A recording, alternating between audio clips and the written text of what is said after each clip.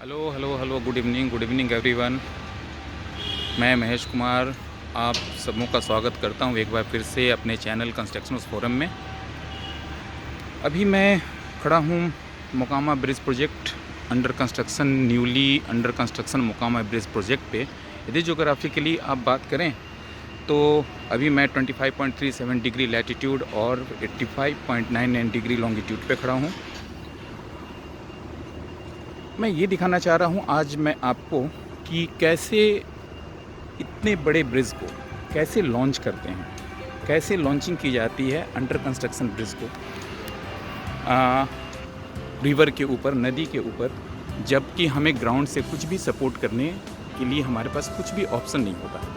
तो ऐसी स्थिति में हम काम कैसे करते हैं, आइए मैं ले चलूँ आपको इस प्रोजेक्ट में। सबसे पहले तो हम एक स्पैन को ग्राउंड सपोर्ट सिस्टम से लॉन्च कर लेते हैं कुछ इस तरह। सबसे पहले हम क्या करते हैं कि अपनी ज़मीन को तैयार करते हैं। ज़मीन को तैयार करने के बाद फिर उसके ऊपर ये इस तरह से कुछ आरसीसी पेडेस्टल्स लगा लेते हैं। फिर आरसीसी पेडेस्टल डालने के बाद फिर इसके ऊपर वर्टिकल टावर्स खड़ा करना शुरू करते हैं, एक एक करके इस तरह से। ये देखिए थोड़ा क्लोजअप।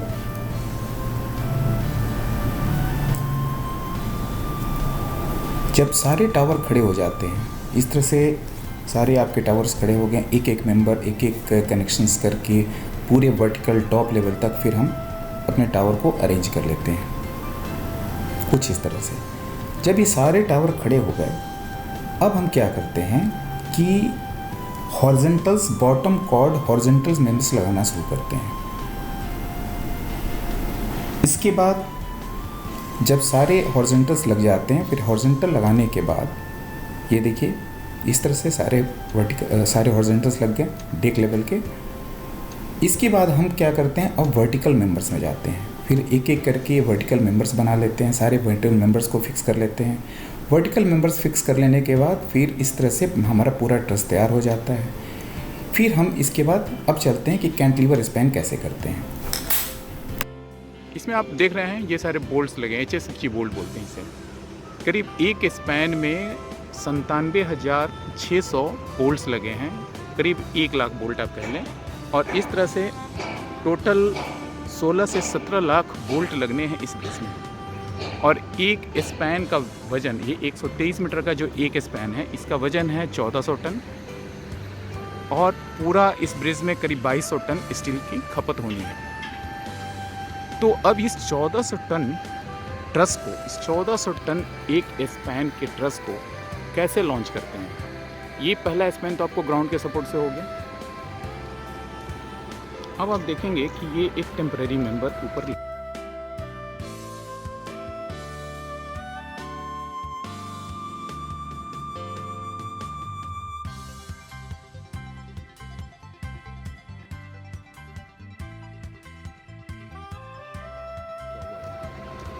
में टेम्परेरी मेंबर है और एक नीचे भी जॉइंट्स होते हैं इस कनेक्शन की तरह।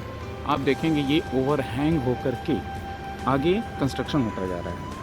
इसे कहते हैं कैंटिलीवर स्पैन। इसमें होता क्या है कि जो आगे का जो भी आप इरेक्शन या लॉन्चिंग मेंबर बाय मेंबर देख रहे हैं, एक क्रेन से एक एक मेंबर उठा के कर रहे हैं, वो पूरा लोड ये पीछे वाले स्पैन के ऊपर काउंटर वेट की तरह ये बैलेंस है।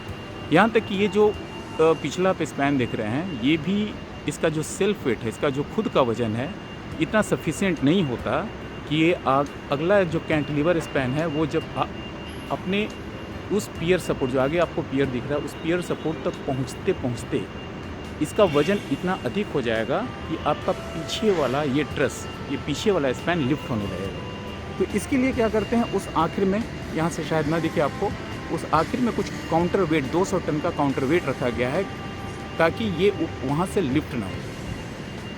ठीक है, तो इस तरीके से हम एक एक मेंबर बाय मेंबर करके हम आगे बढ़ते चले जाते हैं और नीचे से बिना किसी सपोर्ट, बिना किसी सपोर्ट का सहारा लिए हम नदी के ऊपर आराम से पूरी लॉन्चिंग कर लेते हैं। थोड़ा नज़दीक चलते हैं आपको और डिटेल से दिखाने के लिए।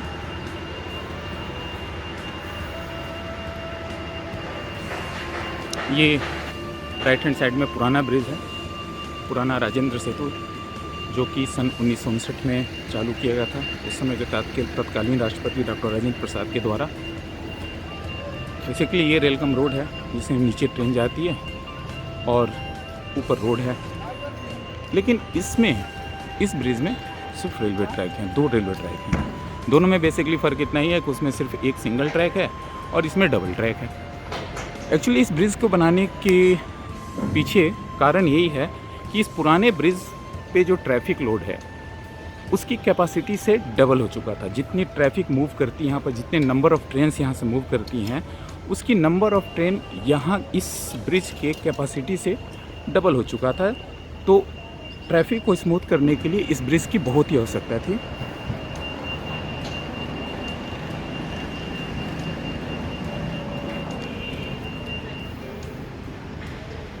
ये देखिए, ये एक एक करके मेंबर आपको इरेक्ट होते जा रहे हैं, एक एक पैनल बाई पैनल। करीब 50% ऑफ स्पैन हो चुका है, करीब करीब सेंटर में हम आ चुके हैं। मैं थोड़ा सा क्लोज करता हूँ आपको। ये देखिए, इस मेंबर को टेम्पररी हैंग किया गया ऊपर से, और हैंग करके फिर इसके बाद एक एक करके हम मेंबर आगे बढ़ते चले जाएंगे। ये आप देख रहे हैं टेम्पररी हैंगिंग है। वो जो डायगोनल मेंबर एक लग गया, अब इस टेम्पररी हैंगिंग को निकाल लेंगे, वापस निकाल देंगे उस ऊपर वाले वर्टिकल एक कनेक्शन हो जाने के बाद। इस तरह से एक एक मेंबर करके हम आगे बढ़ते चले जाते हैं। इस ब्रिज के ठीक दाहिनी तरफ आप देखेंगे तो NHAI का रोड ब्रिज है। इसको एक्स्ट्रा डोज ब्रिज कहते हैं। ये कम्बिनेशन होता है, 2 टेक्नोलॉजी इसमें मिक्स की जाती है। केबल स्टेज और जनरल डेक या गर्डर ब्रिज होता है।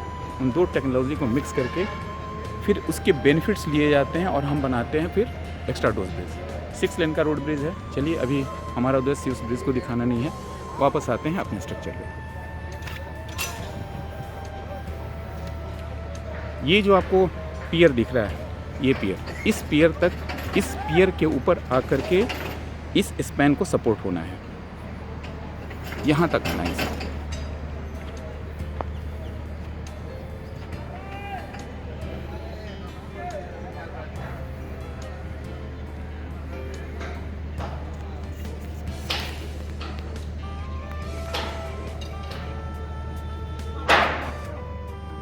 ये देखिए, ये करीब 50% लोड इस पे हैंग कर रहा है आपके इस पीछे वाले स्पैन के को बैलेंस करके। वो पीछे वाला स्पैन आपको इसके पूरे वजन को हैंग करके रखा है टेम्परेरी मेंबर के सहारे, जिसको बाद में आगे खोल दिया जाएगा।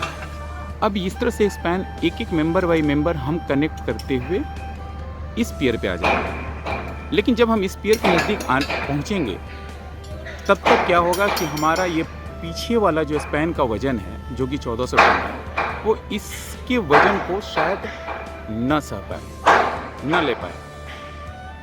और वो नहीं, उसकी वजह से क्या होगा कि पीछे वो लिफ्ट होने के चांसेस होंगे, जिसके लिए फिर काउंटर वेट वहाँ 200 टन का टेम्पररी डेड लोड डाला गया है, सो दैट कि वो आपका पिछला स्पैन लिफ्ट ना हो जाए।